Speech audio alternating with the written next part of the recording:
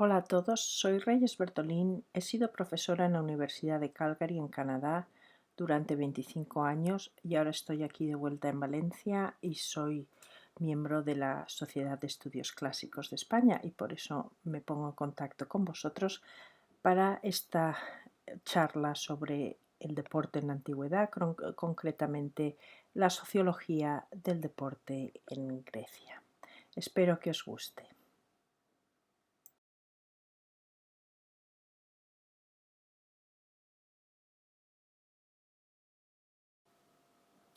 Como vosotros bien sabéis, la historia griega tradicionalmente está dividida en 4 periodos, aparte del periodo de la época oscura, ¿no? Que no sabemos muy bien lo que pasó, ¿no? Pero tenemos la división tradicional en épica micénica del 1600 al 1200 a.C., más o menos. Luego tenemos la época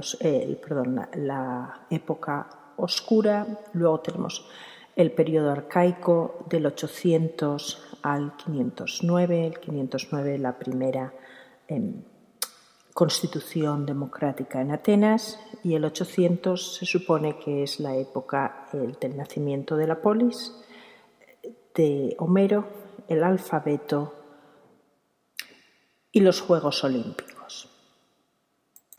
Como esta es una charla sobre el deporte, ¿no? Conviene recordar la importancia del deporte para definir una etapa nueva en la historia griega, ¿no? A la misma altura que desarrollos políticos, como puede ser el nacimiento mismo de la polis, y culturales como el alfabeto y Homero. Bueno, más que el año 800, digamos que es el siglo VIII a.C. Luego vamos a la época clásica, desde la Constitución democrática en el 509 hasta la muerte de Alejandro Magno en el 323. Y luego ya estaríamos en época helenística, ¿no? Desde la muerte de Alejandro Magno hasta la batalla de Actio en el 31, en el que el último reino helenístico, el reino de Egipto, se convierte en parte del Imperio Romano. Bueno, estas son cosas que vosotros ya sabéis, pero solamente quiero recordaros aquí un poco las épocas para ver que en todas estas épocas podemos hablar de deporte. Los griegos se caracterizan como una nación de atletas. Otras naciones a su alrededor practicaban deportes, ¿no? Ya sabemos que en el antiguo Egipto se practicaba el deporte, en Mesopotamia se practicaba el deporte, en Roma también se practica el deporte, pero los únicos que se definen a sí mismos como una nación de atletas son los griegos. El deporte es algo básico para la definición cultural de un griego. De hecho, durante la época helenística vamos a ver que lo primero que se construye es, o no lo primero, pero una de las primeras cosas que se construyen son los gimnasios en el centro de la ciudad. Esto indica que esa ciudad pertenece al mundo cultural griego, ¿no? Por lo tanto, el deporte es una forma de definir a los griegos. La identificación entre el deporte y los griegos, como hemos visto, se produce desde el principio. Y aquí tenéis una ilustración de una cerámica de época geométrica y como veis ahí ya tenemos, incluso en la primera representación cerámica, tenemos las figuras de unos atletas que están practicando lucha. Y desde luego en Homero tenemos, tanto en la Ilíada como en la Odisea, tenemos testimonio del deporte.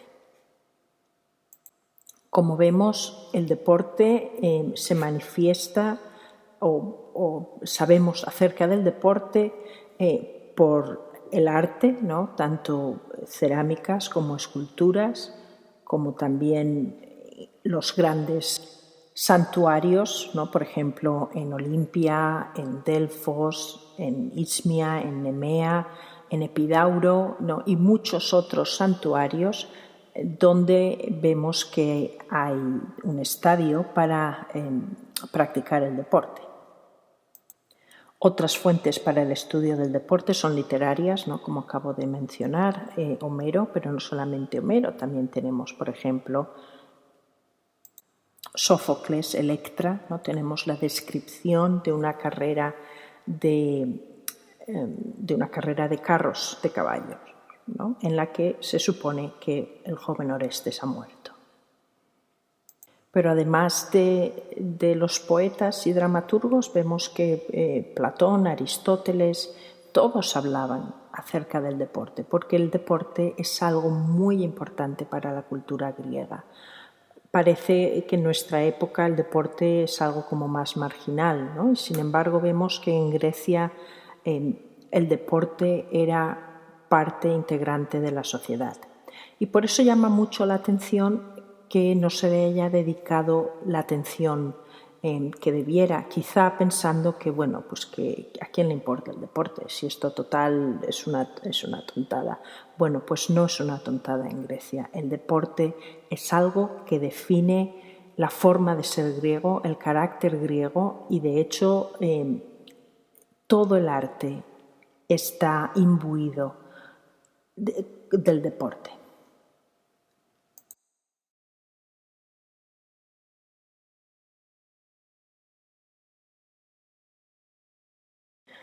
Ahora quiero hablaros un poco sobre la sociología del deporte en la antigua Grecia. Si queréis saber algo acerca de los distintos festivales, de los Juegos Olímpicos, de los sísmicos, de los píticos, de las grandes panateneas, de todo esto lo encontráis fácilmente en los manuales. También vais a encontrar cosas como las distintas actividades, ¿no? Pues los griegos tenían 3 deportes de combate, el pancratio, que era como las artes marciales mixtas, luego tenían la lucha y el boxeo, y luego tenían la carrera con diversas longitudes. Los griegos no corrieron el maratón, no corrían el maratón, eso fue solamente algo específico para la batalla del maratón, pero ciertamente no es un evento deportivo como lo tenemos ahora. Aparte de las carreras de sprints y de larga distancia, mejor media distancia, porque no superarían los 10 kilómetros más o menos, así que es una media distancia.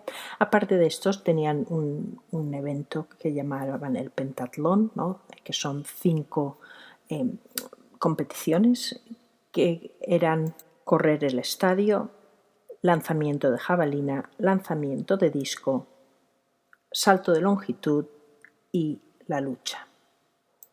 De estas 5 disciplinas, los lanzamientos de jabalina y disco y el salto de longitud no eran independientes, solamente se producían dentro del pentatlón.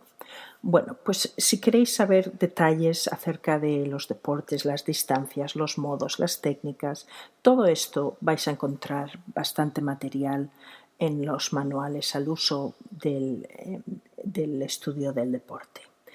Por eso yo no voy a hablar de esto y quiero hablar de otros aspectos importantes para el estudio del deporte, como son el sexo, la clase social, la edad y una distinción intrínseca al deporte, que es el tipo de deporte que se practicaba. Cuando vosotros estudiáis sociología del deporte en tiempos modernos, aplicado a la época moderna, vais a ver estas categorías, ¿no? Tenemos el deporte practicado por hombres y el deporte practicado por mujeres.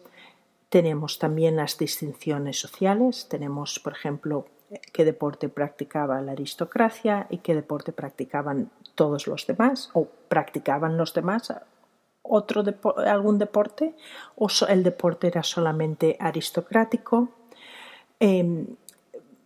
Vemos que a lo largo de la historia de Grecia, y esto no es solamente algo exclusivo del deporte, sino en toda la cultura clásica, vemos que se produce una democratización de todas las actividades.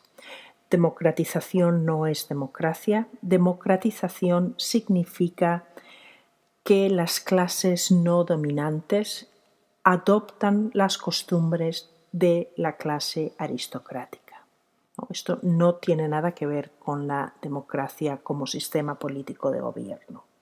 Pero vemos que todas las actividades griegas sufren ese proceso de democratización, es decir, de extensión a las clases no aristocráticas de costumbres aristocráticas. Bueno, pues también se da en el deporte.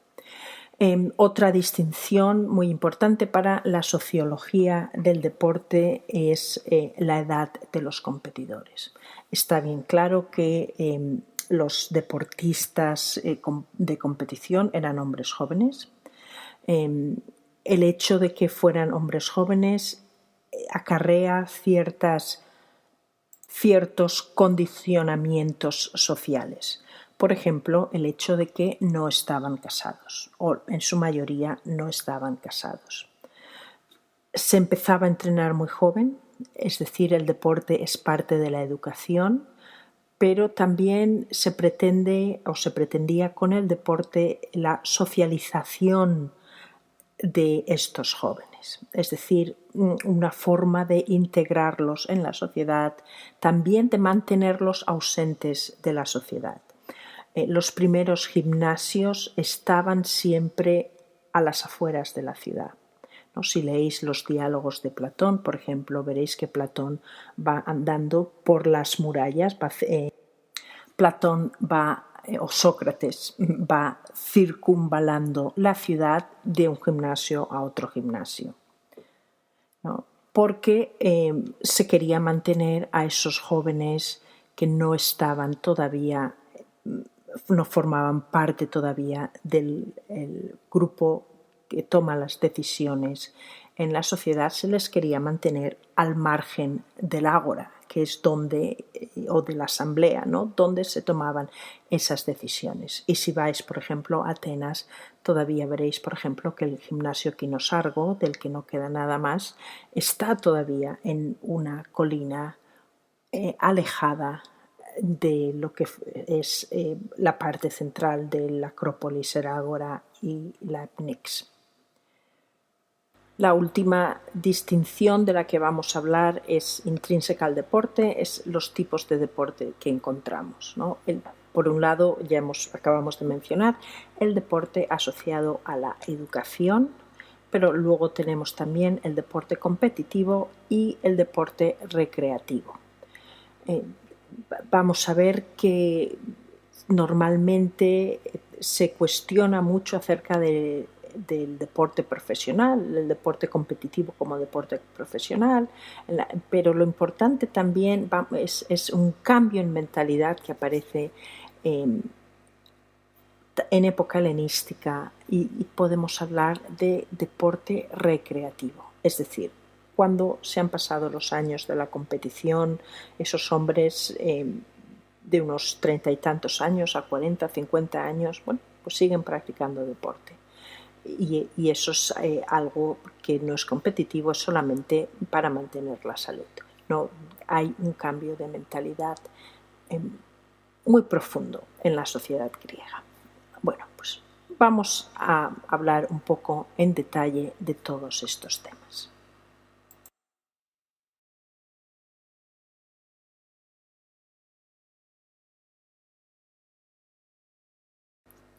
Yo tengo muchas alumnas en mis clases y entonces todas me preguntan acerca de si las mujeres hacían deporte en Grecia.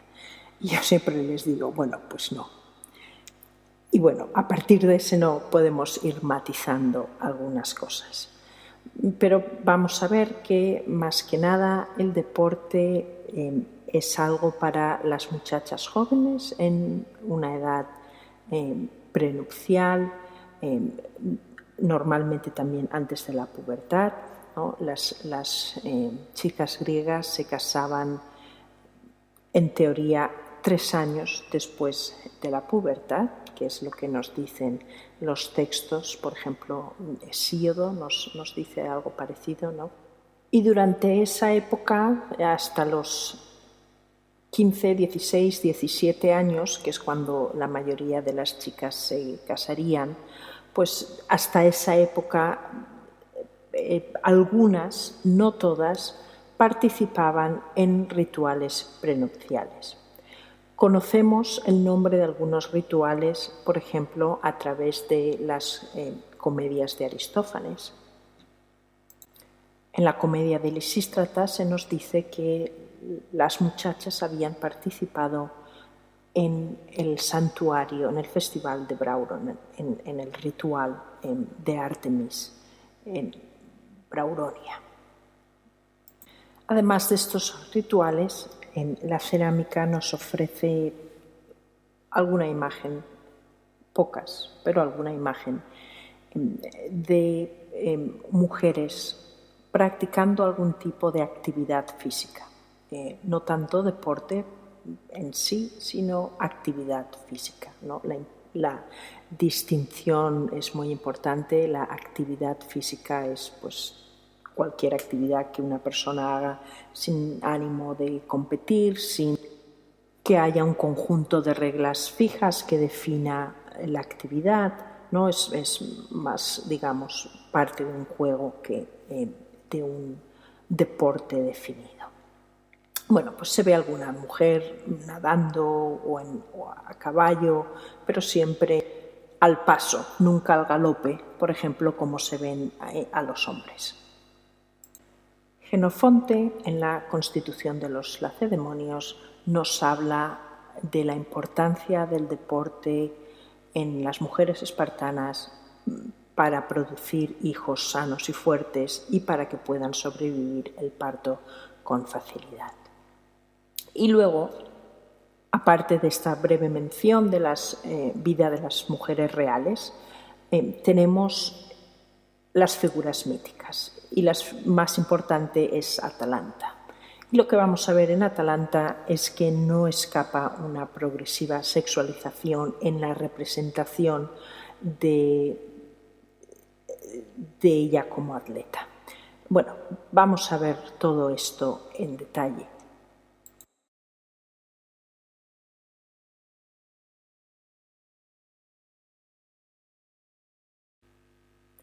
En el santuario de Brauron, a unos 40 kilómetros al este de Atenas, se encontraba el santuario de Artemis. Artemis es una diosa que está relacionada con las jóvenes, sobre todo con el momento de parir. A las mujeres que morían dando a luz se decía que habían sido muertas por Artemis, ¿no? Que les había lanzado una flecha. Y Artemis es también una diosa salvaje, una diosa de transición entre lo civilizado y lo salvaje. Y se puede decir de alguna forma que quizá las niñas antes del matrimonio también están en ese estado indeterminado. Sabemos que cada 4 años se celebraba un festival en el que al que acudían niñas de entre 5 y 10 años. Otros autores dicen que entre 7 y 10 años, como vemos, muy jóvenes, y ellas participaban en un festival que se llamaba la Arcteia, el Festival de la Osa, que está asociado con una tradición mítica que dice que Ifigenia fue sustituida no por una cierva, sino por una osa, ¿no? Cuando el sacrificio de Ifigenia para conseguir vientos favorables para cruzar a Troya, y que no se hubiera producido en Aulis o en Áulide, sino que se produjo en Brauron. Bueno, pues siempre hay mitos que tratan de explicar los ritos, pero no sabemos muy bien la exacta correspondencia entre unos y otros. Sea como fuere, la Arcteia es un festival para algunas niñas. No todas las niñas podrían participar, simplemente por la distancia. No, son 40 kilómetros desde Atenas. y las niñas le ofrecerían un vestido a la diosa Artemis. Ellas durante el ritual o iban desnudas, como se muestra en una de estos crateriscos, o iban vestidas y bien bailaban o corrían imitando a la osa. Ellas jugaban a la osa. ¿Qué es lo que hacían? Pues no sabemos muy bien, ¿no? ¿Se puede decir que interpretar esto como deporte? Bueno, pues igual no. Igual es una danza ritual. Sabemos que tanto Artemis y su hermano gemelo Apolo son receptores de danzas rituales de jóvenes, de coros de jóvenes. Pues quizá esto no se pueda considerar como deporte, sino simplemente como un ritual para la diosa Artemis, para que le conceda, cuando estas niñas lleguen al matrimonio, para que les conceda un parto sin problemas. Pero bueno, pues desde el punto de vista del deporte tenemos nuestras dudas.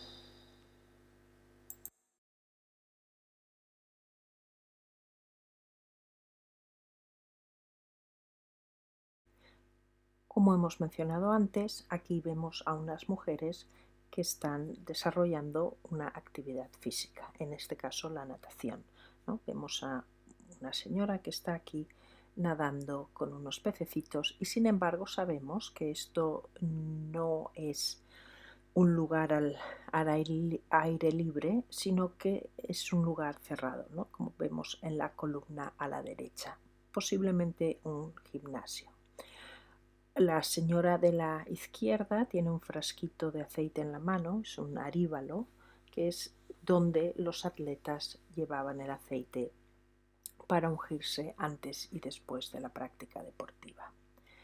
Esta imagen es muy significativa porque en la parte posterior, que no vemos, en la cara A, lo que hay es una representación de las amazonas.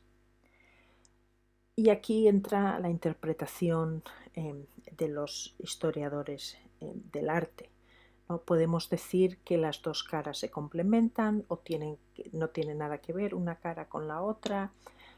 Sea como sea, esta imagen se ha usado para argumentar que la imagen de la deportista o la mujer atleta es una imagen imposible, un imposible en la sociedad, puesto que si se equipara con las amazonas, como vemos, las amazonas son la negación de todo lo que una mujer de Atenas o una mujer griega debía ser, ¿no? Las amazonas habitan todavía ese mundo salvaje, como las niñas de Brauron, quizá, pero ciertamente no pueden considerarse como personas griegas, como algo que está aceptado por la sociedad para el rol de la mujer.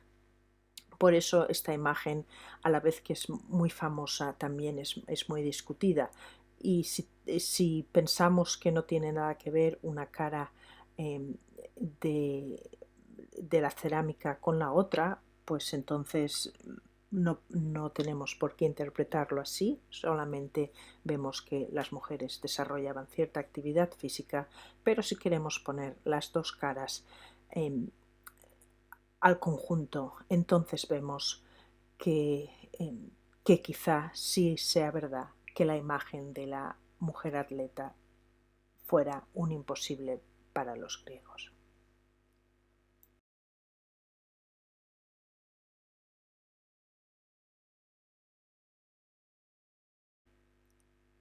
Dentro de las mujeres en el gimnasio, del concepto de la mujer en el gimnasio, vemos aquí a estas dos señoras que claramente están en un gimnasio. Esto es uno de los lavabos que usan los atletas para lavarse después del ejercicio. Vemos colgado entre medias una esponja y un aríbalo, es decir, los implementos de la higiene deportiva, y también vemos las toallas, y no sabemos muy bien qué hacían aquí estas señoras. Es cierto que durante la época romana los gimnasios normalmente se encontraban al lado de los baños romanos, ¿no? El baño y el gimnasio formaban un complejo, pero no es así durante el siglo V a.C. en Atenas. No sabemos que hubiera un horario para mujeres. Eso es algo que sí que sabemos de época romana, ¿no? Que las mujeres acudían a ciertas horas a los baños cuando no estaban los hombres. Del mundo griego no sabemos nada, no tenemos esa información. Sí que sabemos que había distintos horarios para los niños de diversas edades, ¿no? Primero acudían los niños más pequeños, luego los efebos, luego los hombres maduros, y sí que hay un intento de plantear un horario para los usuarios masculinos, pero no tenemos ninguna información acerca de los usuarios femeninos. Y sin embargo tenemos algunas, no muchas, pero unas pocas imágenes en las que vemos aquí mujeres claramente en el gimnasio, pero como veis no están haciendo gimnasia, solamente están utilizando pues el sitio para la higiene. ¿Qué es lo que hacían estas señoras aparte de lavarse? ¿Por qué estaban en el gimnasio? Bueno, pues eso no, desgraciadamente no lo sabemos y no creo que lo podamos saber nunca.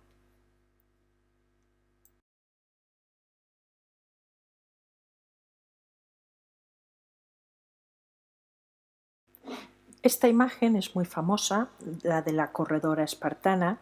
Como veis, la chica está corriendo, va vestida con un quitón que deja un pecho descubierto, y por otro lado el quitón es corto para que ella pueda correr libremente, y se está sujetando la falda con la mano, pues eso, para no entorpecer su carrera. Este tipo de indumentaria se ha puesto en relación con la que llevaban los trabajadores de baja clase social, con la exomis. Y por eso se ha asociado a este tipo de mujer corriendo, son o niña, ¿no? Todavía no forma parte de la sociedad desde el punto de vista de que es una mujer casada o una mujer con hijos, es todavía una joven adolescente. El hecho de que lleve una posible o algo, un vestido similar a los hombres se ha puesto en conexión con esa idea de la indeterminación del género de los adolescentes, ¿no? Hasta que no ocupan el lugar en la sociedad, no se puede hablar claramente de que pertenecen a un género construido, ¿no? Y como vemos aquí, en este caso, se trataría también esta carrera como un rito de pasaje. Una vez que han concluido esa etapa deportiva, entonces se convierten en mujeres. Esto en principio también se puede aplicar a los hombres, pero claro, el deporte masculino no está tan asociado a los rituales, aunque sí lo estuvo en un principio, ¿no? Sí lo estuvo en su origen. El deporte masculino despega y se convierte en algo grandioso, ¿no? En algo que pervive en toda la sociedad independientemente del rito, pero no así quizá con el deporte femenino. Como hemos mencionado antes, sabemos que las niñas, mujeres, jóvenes espartanas participaban en ciertos rituales y también en ciertas prácticas deportivas. Esto lo sabemos, por ejemplo, de Lisístrata, ¿no? Toda la ironía y la admiración al cuerpo atlético de la mujer espartana que visita las atenienses. Y ella nos habla cómo participaba en el concurso de saltos, ¿no? Que consistían en saltar con la pierna hacia detrás y tocarse las nalgas con el talón. Aparte de estos ejercicios, Jenofonte en la Constitución de los Lacedemonios y también Plutarco en la vida de Licurgo nos hablan de cómo Licurgo instituyó que las mujeres también debían practicar deporte para tener fuerzas y poder resistir el parto. Además, Licurgo se supone que habría instituido procesiones de mujeres desnudas para que los hombres, al verlas, quisieran casarse y así tener hijos, ¿no? Pues como vemos el deporte como algo no con una meta en sí mismo, sino como una meta fuera de sí mismo, ¿no? Como el propósito del deporte femenino es tener hijos fuertes. Lo siguiente que quiero comentar en esta imagen o de esta imagen es que os fijéis en la postura, ¿no? Cuando una persona corre, normalmente no corre mirando hacia atrás. Solo las personas que son perseguidas corren mirando hacia atrás. Pero si tú quieres ganar una carrera, entonces tienes que fijar la vista hacia el frente. Esta iconografía corresponde también a la que vemos, por ejemplo, a las gorgonas, ¿no? Cuando las gorgonas están en movimiento, también tienen la cabeza girada hacia atrás y tienen normalmente la mano delantera levantada. En este caso, como la niña se está sujetando la falda, pues no tiene así la mano. Pero, sin embargo, sí que vemos esa idea de que quizá más que una carrera sea una persecución y esto sea también un rasgo de que estamos hablando de un ritual más que de un evento deportivo. Por otro lado, sabemos que una semana antes de que los Juegos Olímpicos tuvieran lugar, había un festival para Hera, se celebraba en el mismo sitio que los Juegos Olímpicos, en el mismo santuario, y en este ritual, en este festival para Hera, participaban jóvenes y lo único, mujeres jóvenes, quizá de la misma edad, ¿no? Antes de casarse, y sabemos que el único evento deportivo que había era la carrera. Por otro lado, también otra pregunta que asociada es si las mujeres podían o no participar como espectadoras en los Juegos Olímpicos, por ejemplo. Hay bastante debate. Se habla solamente de la sacerdotisa de Demeter Camine, que era la única espectadora femenina que había en los Juegos Olímpicos. Esto es debido también a las dificultades del viaje y una vez allí en el santuario de Olimpia, bueno, pues no había nada, no había sitios donde dormir, no había sitios donde hacer las necesidades, donde lavarse, no, es un sitio donde acudían los hombres, pero no necesariamente querían llevar a las mujeres de su casa, sobre todo a las jóvenes que aún no se habían casado. Sin embargo, sí que sabemos que los Juegos Olímpicos y en general el deporte se usa como forma de contraer alianzas matrimoniales. Esto lo sabemos muy bien. Heródoto nos cuenta la historia de Agariste. Clístenes de Siquión, el tirano de Siquión, abuelo del Clístenes de Atenas, invitó a varios pretendientes a su ciudad durante un año y durante ese año los estuvo poniendo a prueba y vemos que también les construyó un estadio y unas instalaciones deportivas para que ellos se mantuvieran en forma durante todo un año, ¿no? Y bueno, pues eso, el deporte también con la finalidad del matrimonio, desde el punto de vista mitológico conocemos varios casos en los que el ganador de la carrera deportiva es el que contraía matrimonio con la princesa del lugar o podía elegir con quién contraer matrimonio entre todas las jóvenes del lugar. Bueno, supongo que como resumen lo que podemos decir es que los elementos rituales del deporte se mantienen por el lado femenino mucho más que por el lado masculino, ¿no? Como hemos dicho antes, el deporte masculino, digamos que expande sus límites mucho más allá del ritual, mientras que el femenino permanece más anclado en el ritual. Y esto es algo básicamente con todos los fenómenos culturales de la antigua Grecia.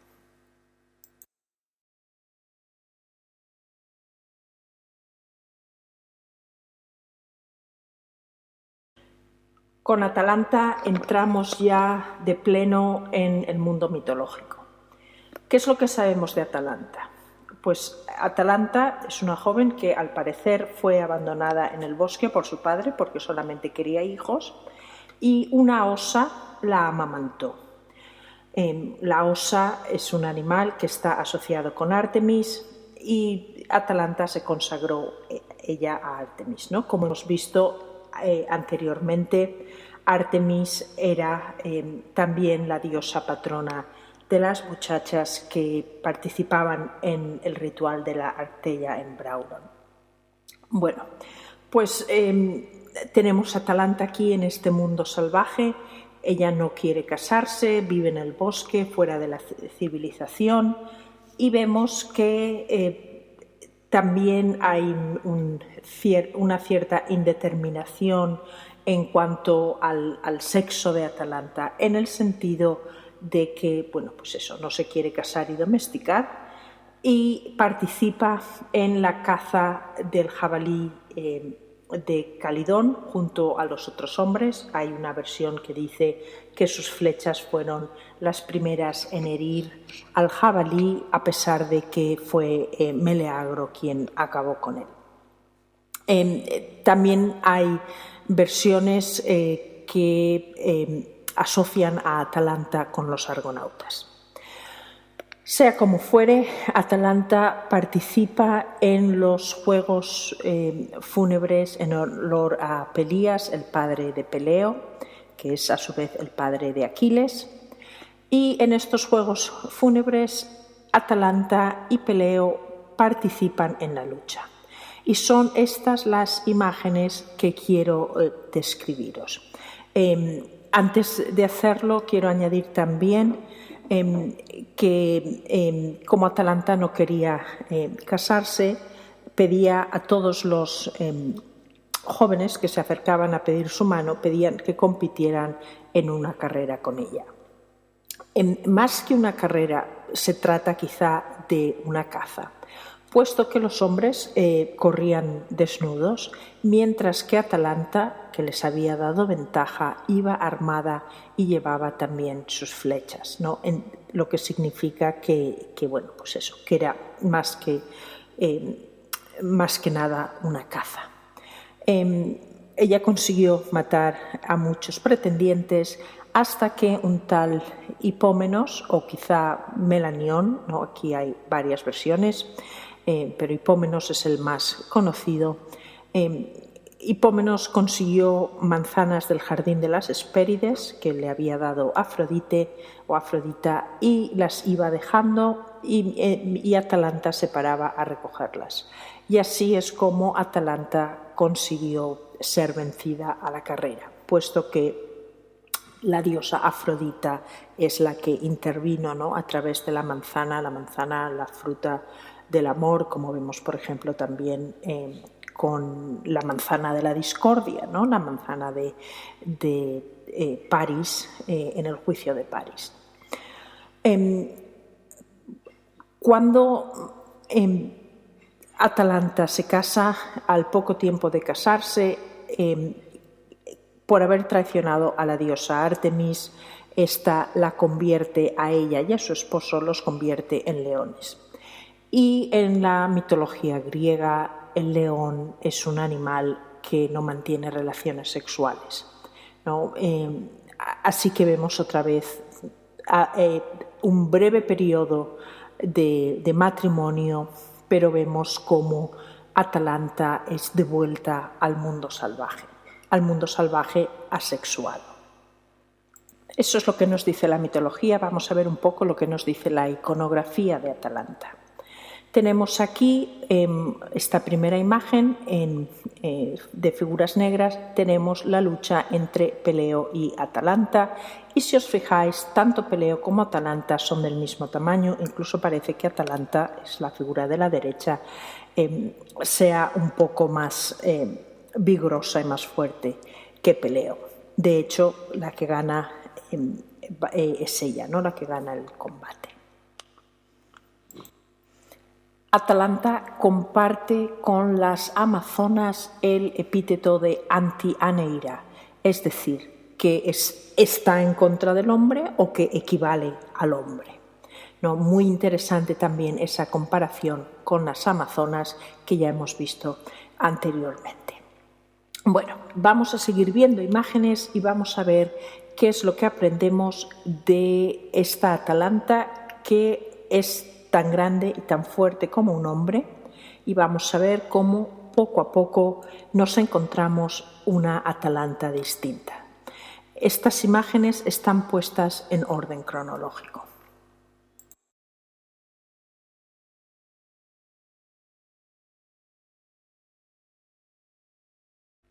En esta imagen del Museo Estatal de Berlín también vemos a Atalanta en combate con Peleo y vemos aquí a los dos que son del mismo tamaño y fijaos que ella va vestida, ¿no? Mientras que Peleo, según la tradición atlética griega, combatía desnudo, ¿no? Vemos aquí cómo ya vemos que se intenta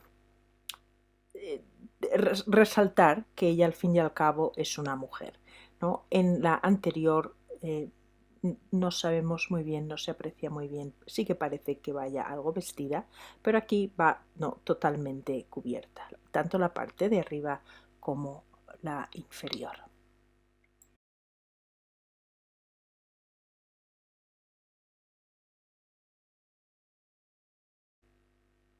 En esta siguiente imagen de Bolonia vemos a una Atalanta ya mucho más sexualizada. Fijaos que aquí lleva los pechos al descubierto y son pechos de un tamaño considerable, no como en las imágenes anteriores donde parecía que el pecho estaba aplastado, ¿no? Aquí el pecho sobresale y también fijaos en el gorrito y el pantalón que lleva Atalanta, ¿no? Muy bonitos, decorados, ¡ay qué bonita!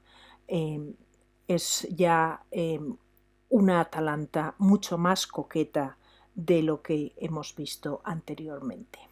El tamaño sigue siendo similar al de Peleo, ¿no? Peleo que aparece desnudo, ¿no? Según la tradición atlética, ¿no? Y ella con el gorrito de entrenamiento y los pantaloncitos.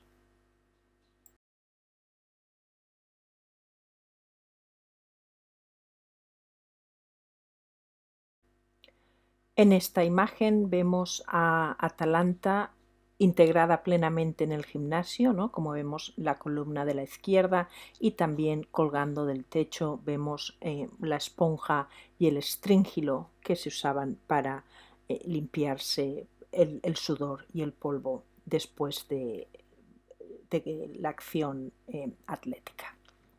No, aquí Atalanta en bikini, también muy coqueta y con el gorrito de entrenamiento. Y no hay oponente. ¿qué es lo que ha pasado con el oponente?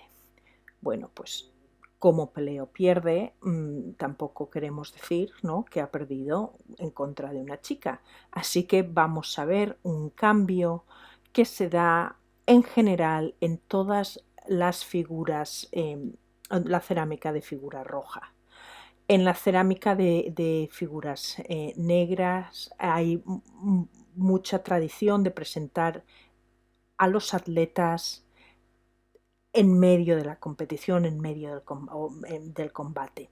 Sin embargo, en las figuras rojas lo que vemos es una tendencia a presentar los atletas simplemente como posando, ¿no? Y vemos que son atletas por todos los implementos a su alrededor, pues el hecho de la esponja, del estríngilo, del pico que lleva para aplanar la zona donde tenía lugar el combate, la escama, y sí que hay atletas a los que se les ve practicando, pero sin embargo hay una tendencia general en las figuras rojas a presentar solamente el hecho de que estos jóvenes son atletas.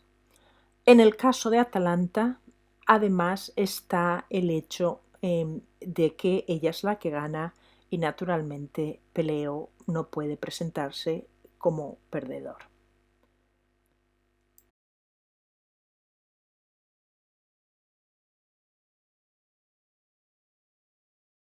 Así que vemos aquí claramente la transición en esta figura del Museo de Boston. Vemos que Peleo se está lavando, se está quitando con el estríngilo, se está quitando el sudor, la grasa, el polvo, ¿no? Y Atalanta lo mira sentada con un gorrito muy mono, cada vez más mono el gorrito, y también con un pantaloncito muy bonito, ¿no? Vemos otra vez a esa figura de la Atalanta coqueta. También fijaos, también el pecho sobresale en esta imagen.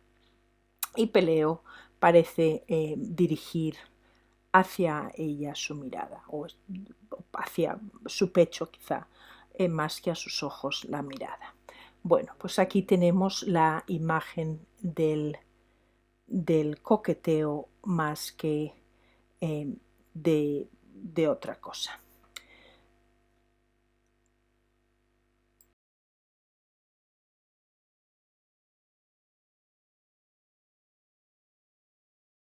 Y finalmente aquí tenemos mi imagen preferida de Atalanta y Peleo. Él está sentado y es Atalanta la que se está exhibiendo, ¿no? Ella, fijaos, ¿no?, se está secando el pelo hacia atrás y está mostrando su cuerpo abiertamente al espectador, que en este caso es Peleo. Así que se ve a través de los siglos, se ve esta representación de cada vez una Atalanta más feminizada y una Atalanta más objeto de deseo, ¿no? Una Atalanta que recibe la mirada masculina, ¿no?, como objeto de la mirada masculina. Así que ya no compite con los hombres, ahora Atalanta está plenamente domesticada en ese sentido, aunque evidentemente no domesticada, puesto que si Atalanta fuera una mujer decente estaría vestida en las representaciones iconográficas. Bueno, pues aquí tenéis un poco un resumen rápido de lo que pasa con la mujer en el deporte en el mundo griego. Y a continuación vamos a hablar de otros aspectos.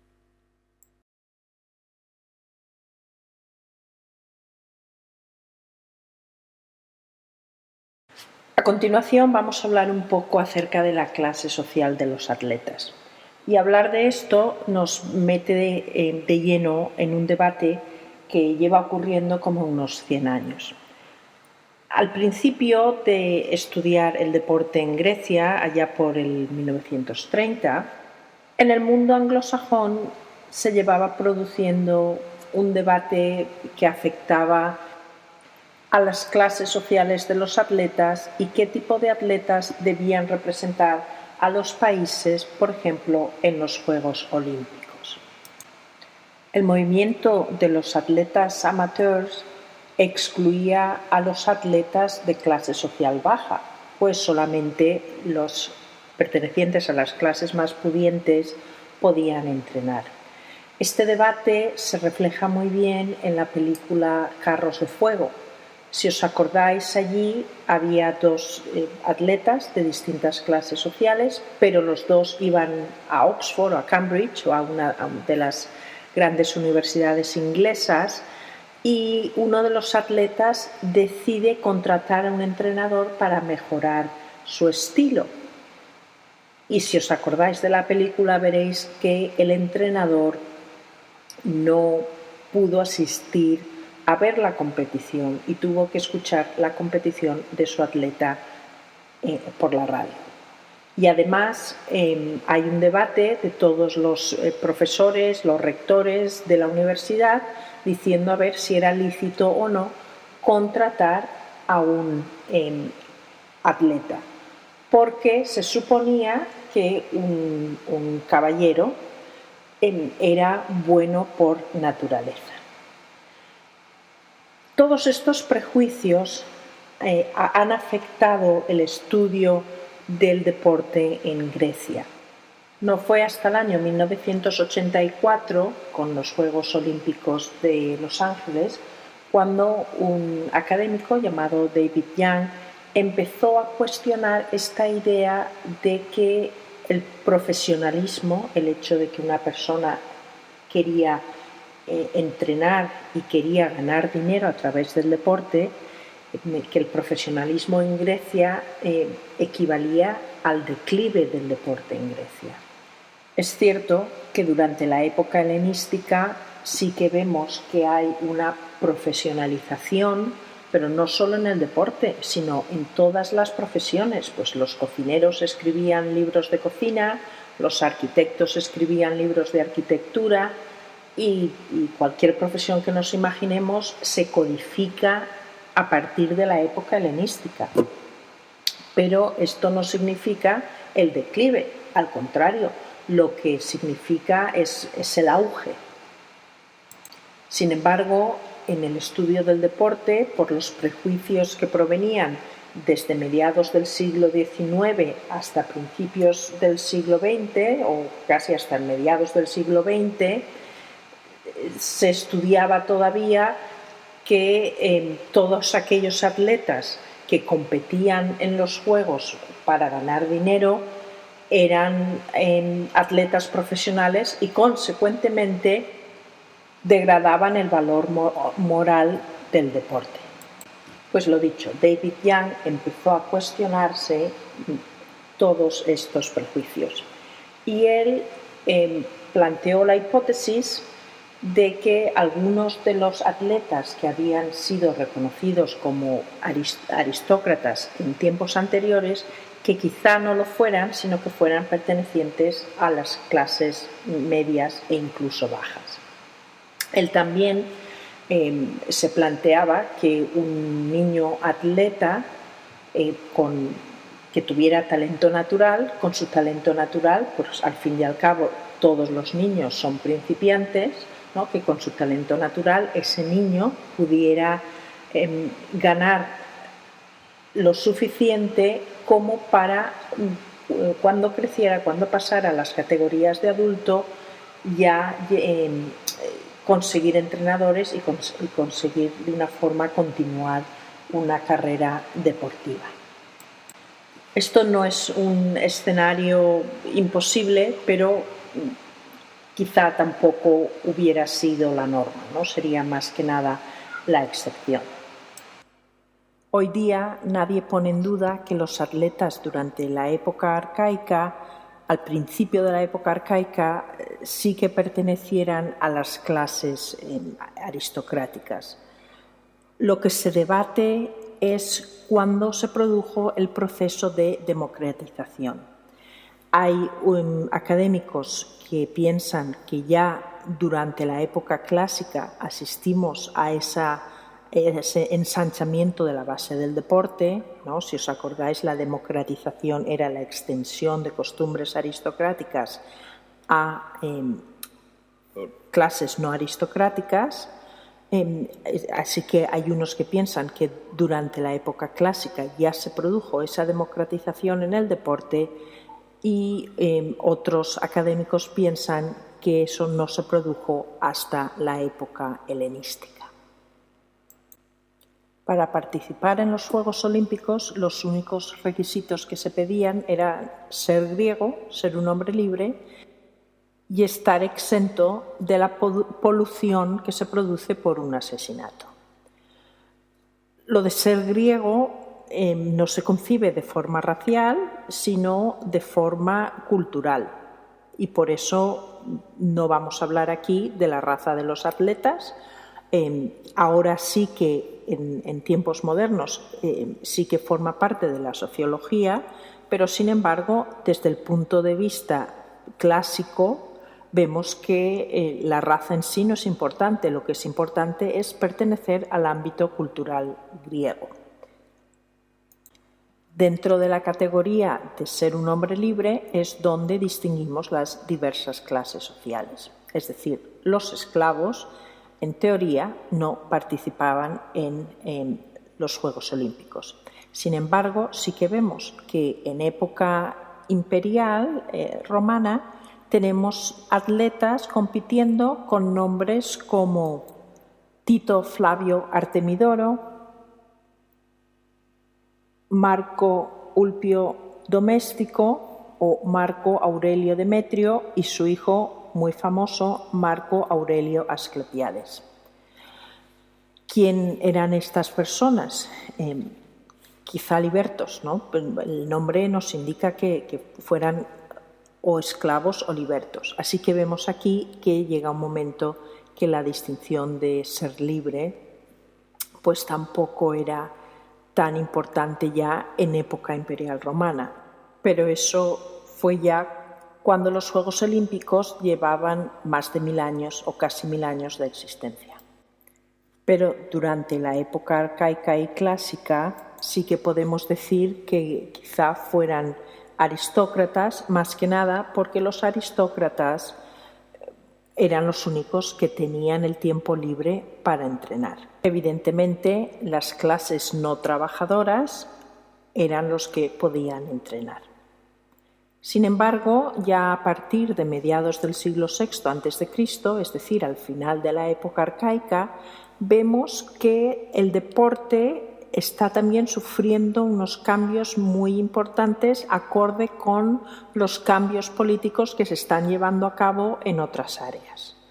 No podemos separar el deporte del estudio de la historia en general. Tenemos que concebir que produjeron en el deporte dentro de los desarrollos y cambios que se producen en cualquier área de la sociedad. Todas las áreas de la sociedad forman un conjunto que refleja esa sociedad. No podemos separar un área de las demás. ¿Qué es lo que está pasando en época arcaica? Bueno, pues vemos que las clases aristocráticas son cada vez más cuestionadas y hay una pujante clase media que quiere participar en la política y que quiere participar también en otros aspectos de la economía, del aspecto militar y la cultura en general. Sobre los años 580, al comienzo del siglo VI, lo que vemos es que se crean, además de los Juegos Olímpicos, los Juegos Píticos, los Juegos de Nemea y los Juegos Ístmicos. Estos 4 juegos van a constituir el circuito panhelénico. Y solamente estos 4 juegos son juegos en los que no hay asociado un valor monetario a la victoria. Hay mucha gloria, pero al ganador solamente se le da una corona de plantas, de pino, de laurel, de olivo y hasta de apio. Así que vemos que si estos juegos quizás sí que estuvieran restringidos a los aristócratas, ¿no? Por esa idea de que no hay un valor monetario tangible, pero que sí que dan gloria, y el caché que dan es que los ganadores de los Juegos Olímpicos llegan a sus ciudades como vencedores, y esto les permite avanzar en la política dentro de sus ciudades. Lo interesante de estos juegos es que parece ser que algunos de ellos sí que eran juegos con premios. Lo que pasa es que luego se convirtieron en juegos solamente de coronas. Se llama el término técnico juegos estefanísticos. Es decir, que parece ser que mientras las clases medias van ganando poder por un lado, las clases aristocráticas quieren prevenir que esas clases medias participen en alguno de estos juegos. Unos años más tarde, a mediados del siglo VI, lo que vemos es la aparición de gimnasios públicos, es decir, que, por ejemplo, agricultores ricos que no fueran aristócratas, pero que tenían tiempo libre parte del año, podían participar en el gimnasio, podían acudir al gimnasio, ¿no? O algún joven que desarrollara cualquier otro oficio podía participar en el gimnasio público. Y también, muy importante, vemos a mediados del siglo VI la creación de los Juegos de las Grandes Panateneas. Estos juegos fueron creados por Pisístrato, el tirano de Atenas, que fue tirano entrando y saliendo desde el 560 hasta el 527, y lo que vemos aquí es que los premios eran tan importantes que ganar las Panatenaicas ya te permitía vivir pues del dinero que habías ganado en una competición. Y a partir del siglo VI vemos que el número de juegos con premios aumenta. Evidentemente no podemos pensar que los atletas que participaban en los Juegos Olímpicos no querían participar en los Juegos con premio. De hecho, hay un atleta muy famoso de nombre Teágenes, compitió o ganó más de 1.300 veces durante los 20 años de competición. Es decir, que evidentemente no se limitó a los juegos estefanísticos, sino que compitió en todo tipo de juegos por los premios. No todos los premios eran de la misma cuantía. Las competiciones más pequeñas tenían premios más pequeños y las competiciones más grandes, como las Panatenaicas, pues tenían premios muchísimos más grandes. Lógico. Vemos, pues, que en el mundo del deporte había sus más y sus menos en cuanto a qué clase social debía determinar el deporte, ¿no?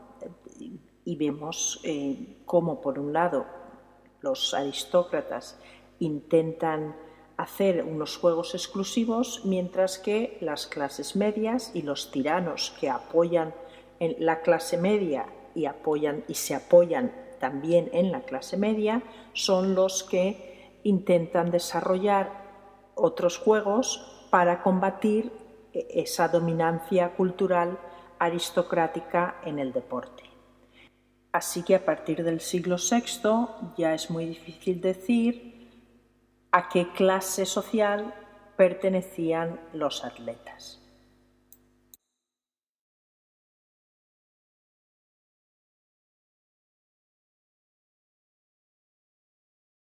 Evidentemente, los aristócratas siempre encontraron formas de distinguirse, y una de esas formas era la participación en los eventos ecuestres, tanto las carreras de carros como las carreras de caballo, en las que el ganador era el dueño, como sigue siendo ahora, en vez de la persona que conducía el carro o que montaba el caballo. De hecho, sabemos que un joven niño esclavo se cayó del caballo y el caballo ganó y a pesar de eso el vencedor fue el dueño del caballo que ganó, aunque no llevaba jinete.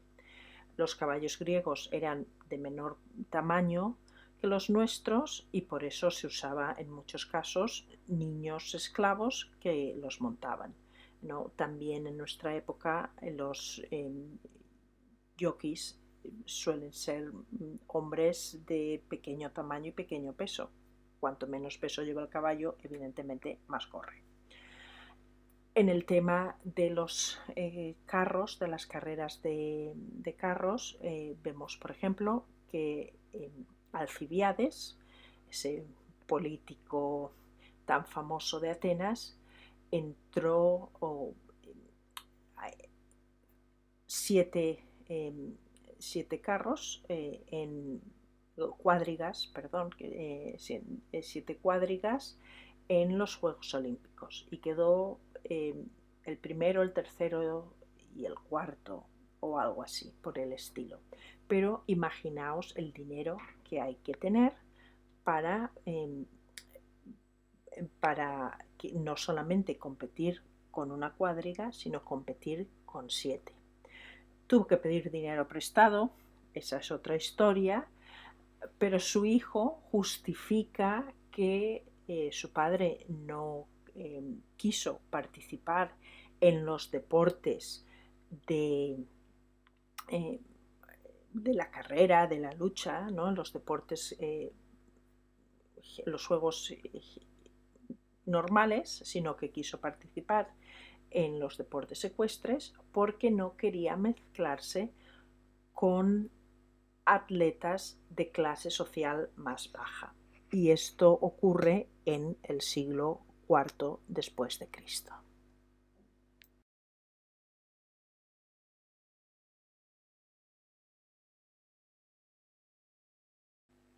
Por otro lado, frente al desarrollo de los eventos ecuestres, tenemos que hay un impulso democratizador a través de la introducción de la desnudez de los atletas. Una de las formas más claras de distinguir la clase social de una persona es el tipo de ropa que viste. Así que en los gimnasios, muchos de ellos ya públicos, lo que vemos es que los atletas compiten desnudos. Al competir desnudos, lo único que diferencia al atleta es el trabajo que pone en desarrollar su técnica y su forma física. Pero todos los atletas van a estar bronceados de la misma forma, ¿no? Íntegramente. Frente, eso sí, a los trabajadores y esclavos que no eran atletas, que ellos sí que llevaban la marca de la ropa, ¿no? Es lo que en mi época se conocía como el moreno agromán. Vamos, pues eso, el moreno de albañil, que nos indica que esta persona está trabajando al sol, porque hay una marca de la ropa frente al moreno íntegro de las personas que compiten desnudas. Y a su vez, como no llevan ropa, eso indica que son todos iguales. No hay distinción social entre los atletas, pertenecen todos al mundo de los atletas. Por eso vemos que esto se introdujo en Esparta. Al principio, los espartanos o los dóricos en general son los primeros que proponen una democratización de la sociedad, aunque luego esto condujo más tarde en Esparta a una sociedad que no es democrática y sin embargo sí que pretendía ser igualitaria, ¿no? Son los homoioi, los similares más que iguales, los que forman el grupo de espartanos. Ya que estamos aquí, quiero mencionar brevemente difícil relación de los espartanos con el deporte, porque nosotros pensamos que los espartanos eran grandes deportistas y de hecho lo fueron al comienzo. Sin embargo, cuando las demás ciudades empezaron a entrenar y empezaron a tener victorias, los espartanos también decidieron no competir con estas ciudades. Además, por la política tan agresiva de dominación del Peloponeso, las ciudades que organizaban juegos en el Peloponeso tampoco quisieron en el siglo V dejar que participaran los espartanos. Es decir, aquí hay otra cosa también que es necesaria matizar mucho, ¿no? Porque los espartanos sí que al principio obtuvieron casi el 60% de las victorias en los primeros 100 años de creación de los Juegos Olímpicos, pero luego ya no ganaron hasta el siglo IV, y donde ganan es a través de juegos ecuestres, no de juegos gimnásticos o juegos deportivos normales. Vamos a dejar a los espartanos porque la relación de los espartanos con el deporte merece un tratamiento separado. Y solamente deciros que veis estos atletas aquí con un taparrabos, porque esta pieza cerámica se produjo para el mercado etrusco, y a los etruscos no les gustaba ver los hombres desnudos tanto como a los griegos. Parece ser que no les gustaba tanto. Así que por eso tenemos aquí que en la cerámica, posteriormente, cuando fue destinada al mercado etrusco, se pintó un poco tapando las partes pudendas. Esto sería el equivalente a la hojita de parra que se ponía a las estatuas griegas durante el Renacimiento.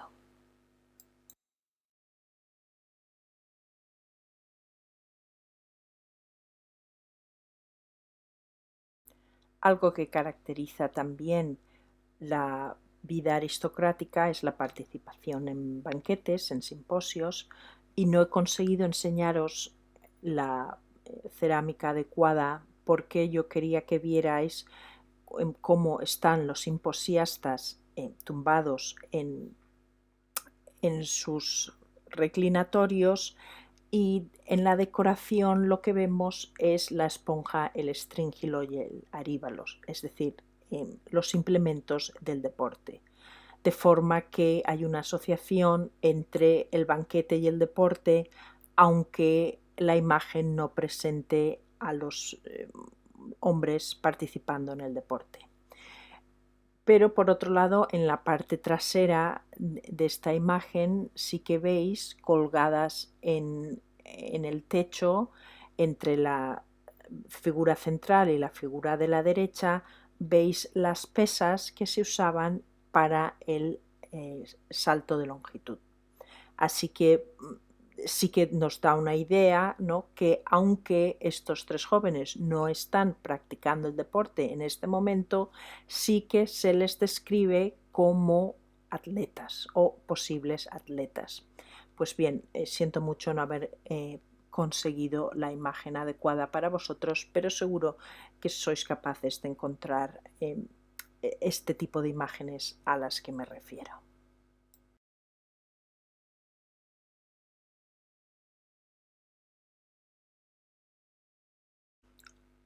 Otra práctica asociada con la vida aristocrática es el homoeroticismo.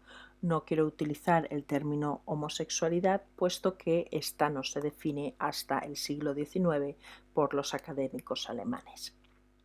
Pero vemos en esta imagen, ¿no?, la pareja del adulto y el joven, y es algo que se asocia a los gimnasios en los que los jóvenes practicaban desnudos. Se nos dice que Eros es el dios del gimnasio, pero también se matiza diciendo que es un Eros que invita a la socialización, no es un Eros erótico.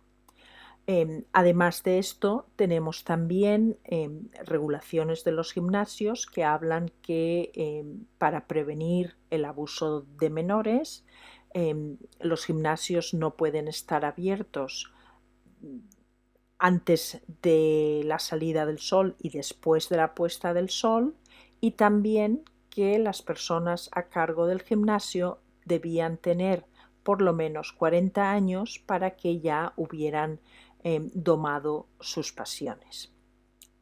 Sin embargo, también aquí tenemos pues una contradicción más de los aspectos del deporte, si fomentaban o no el homoeroticismo.